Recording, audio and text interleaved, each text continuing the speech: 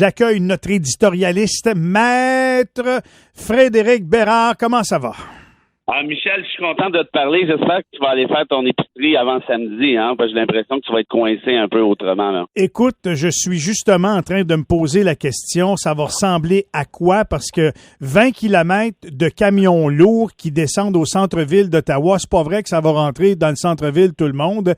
Puis s'ils doivent dormir quelque part, ça va s'étendre un peu partout. Je comprends qu'il y a Ottawa, mais il y a certainement Gatineau. Puis mon problème, c'est qu'on est en pleine campagne de vaccination. Le Palais des Congrès est collé sur un pont, l'autre côté du pont du Portage là, qui relie Ottawa, pas loin de la colline parlementaire. Est-ce que ça va paralyser les activités importantes de vaccination? On peut se poser la question également.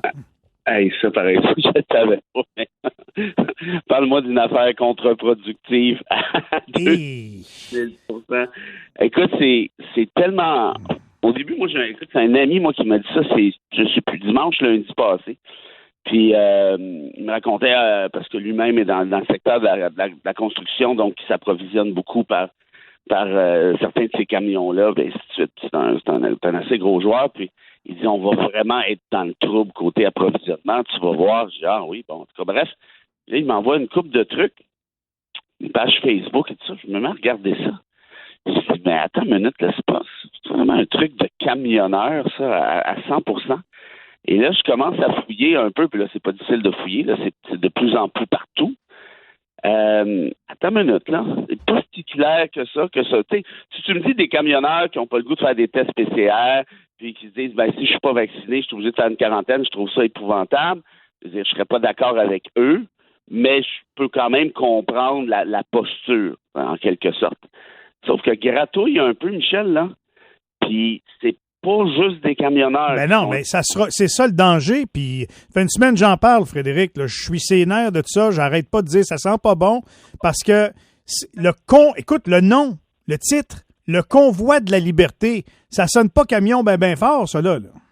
Quand tu grattes, là, c'est vrai que ça sonne pas camion, t'as raison.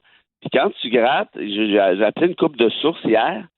Qui tiennent pas mal, qui surveillent les réseaux complotistes, là. Bref, ils me disent, Fred, cette gang-là est financée en partie par les Proud Boys aux États-Unis. Il y a un paquet de camions qui débarquent des États-Unis pour venir ici. Les Proud Boys, pour ceux qui les connaissent pas, ça, c'est la gang d'extrémistes à Trump, ceux et celles qui étaient une des gangs qui a tenté la prise du Capitole en janvier 2021. T'imagines-tu? Et là, comme par hasard, ils débarquent à Ottawa. Et là, quand je te dis les messages que je vois, là, c'est pas juste des messages de Joe X là, qui est dans la parade. Là. Je te parle de messages d'organisatrices, d'organisateurs, qui te parlent de faire sortir Trudeau de là. Commence à ressembler pas mal à ce qu'on a vu aux États-Unis. Qui se disent, là, on va demander à Mary Simon, la gouverneure générale, de prendre le contrôle et d'annuler toutes les mesures sanitaires au pays, que ce soit provincial ou fédéral, que le Sénat embarque. Attends une minute, là, j'ai peut-être pas étudié le bon droit constitutionnel, là, mais je sais pas trop comment est-ce qu'ils vont faire ça.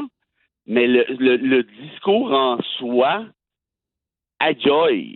Ben, écoute, j'ai reçu des courriels ici à la station de personnes qui seront du convoi, Frédéric, qui me disent, Michel, sous-estime pas ce qu'on va dire, ce qu'on va faire. On va libérer le Canada en fin de semaine. Bon, ben tu vois, c'est conforme à ce qu'on m'a dit, mais moi, je me suis pas fait dire directement, puis c'est mieux comme ça. Ils vont libérer le Canada.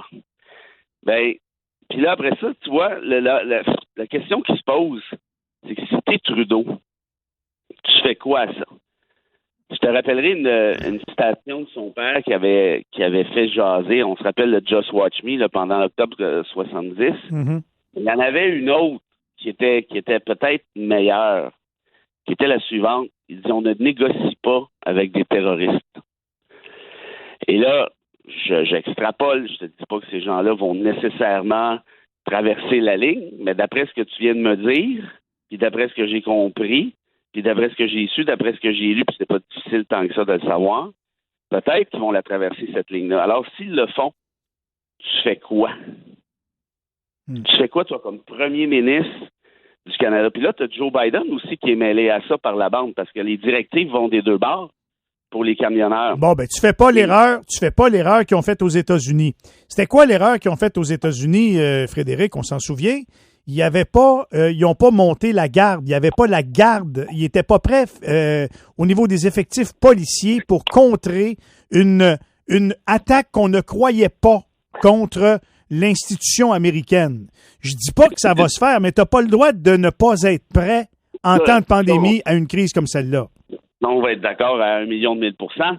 Mais rappelle-toi qu'aux États-Unis, il y en a un sacré paquet de ces gardes-là qui ont laissé passer leur chum. Oui. Puis sont accusés aujourd'hui. Oui. Ben, est-ce que ça serait la même chose aussi? Je le sais pas. Mais ce que je sais, par contre, c'est que les États-Unis, c'est une société qui est en train de se disloquer. Je t'ai parlé la semaine passée, tu te souviens, deux articles, un du Globe, puis un autre du New York Times, qui te disent, de la part de spécialistes, que les États-Unis, 2024, c'est la réélection de Trump, 2025, c'est la guerre civile, et d'ici 2030, c'est l'établissement d'une dictature d'extrême droite. Pourquoi? Parce qu'il n'existe plus de centre aux États-Unis. Les extrêmes sont trop forts. Biden est excessivement impopulaire à ce moment-ci. Donc, imagine si un truc, là, je ne veux pas faire peur aux gens, mais si ça arrive aux États-Unis, c'est sûr que ça refoule ici, d'une manière ou de l'autre. Or, la gang qui va en partie gangréner le groupe de ce week-end, c'est cette gang-là des Proud Boys. Fait que moi, je vais être d'accord avec toi à 1000%, ça prend une sécurité claire et nette. Mais moi, si on regarde ça de manière peut-être un petit peu plus long terme, là, ça va pour ce week-end peut-être, mais est-ce que nos sociétés ne sont pas en train de se disloquer? Parce que moi, je vois des gens là, qui appuient là, ce convoi-là, là. Attends une minute, là, des influenceurs que je connaissais pas, Elisabeth Rioux, je sais pas c'est qui, là, mais apparemment qu'elle a 1,2 million d'abonnés. C'est vrai, c'est pas vrai, je ne sais pas. Mais elle, là, elle les appuie, puis elle trouve que c'est un gros complot parce que les médias n'en parlent pas, et ainsi de suite. Angela Price, la conjointe de Carrie, qui est embarquée dans le lot, qui appuie le convoi. Et là, je veux dire, tout ça est hallucinant, et c'est la preuve qu'un État de droit, c'est fragile. Pour ceux qui en doutaient encore, là, vous avez un exemple très, très, très patent. Vous avez des gens qui débarquent en gang, qui ne sont pas 7-8, là, et qui veulent débarquer un premier ministre, on peut l'aimer ou pas l'aimer, mais qui a été démocratiquement élu pour le remplacer, pour le tasser. Ça, c'est pas mal ma définition d'un coup d'État. Puis si tu regardes GoFundMe, qui ont ramassé 4 millions là-dessus, GoFundMe a gelé les fonds pour l'instant parce qu'on ne sait pas où ça s'en va. Mais c'est là que mes sources m'ont dit où ça s'en va. Notamment, ça s'en va dans des groupes d'extrême droite, comme les Proud Boys. En d'autres termes, on a instrumentalisé le convoi de camionneurs qui, à la base, évidemment, moi, je suis pas d'accord, mais qu'un camionneur décide que les mesures sanitaires n'ont pas de sens pour lui, je veux dire, il a le droit de s'exprimer, ça, c'est correct. Mais là, on n'est plus là du tout, là. On est à un autre niveau. Très bien dit. Écoute, on va se laisser là-dessus ce matin, Fred. On parlera de l'Ukraine, si tu le veux bien, la semaine prochaine, en espérant qu'il ne sera pas trop tard. Mais disons que ça m'inquiète beaucoup en fin de semaine ici dans la région. Je vais te laisser sur vu que c'est jeudi, je vais te laisser sur une citation, encore une fois mon préféré, Michel, parce que je trouve que ce gars-là a lu l'avenir. Et évidemment, je te parle de Camus, puis écoute ça, c'est en tout cas, je te laisse en juger. J'adore. Chaque génération, sans doute, se croit vouée à refaire le monde. La mienne, c'est pourtant qu'elle ne le refera pas. Mais sa tâche est peut-être plus grande. Elle consiste à empêcher que le monde ne se défasse. Tabarouette. Alors, lis-moi ça encore, pour qu'on comprenne bien. Là. Chaque génération, sans doute, se croit vouée à refaire le monde. La mienne, c'est pourtant qu'elle ne le refera pas. Mais sa tâche est peut-être plus grande. Elle consiste à empêcher que le monde ne se défasse.